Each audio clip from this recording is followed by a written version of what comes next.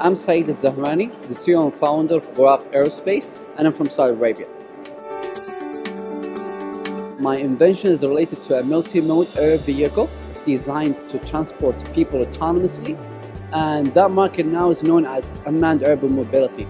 It has another version designed for military and commercial applications, and I have a lot of competitive advantages compared to the existing products. First of all, it means recognition.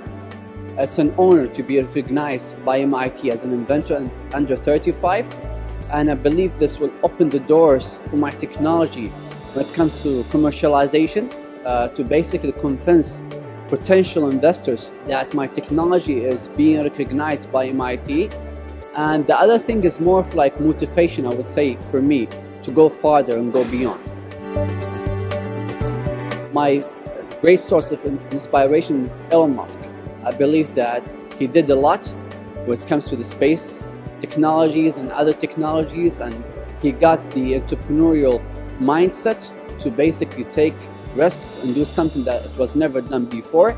And I like that, and it inspires me to do what I'm doing right now because it's very different and innovative from what being currently used in the field.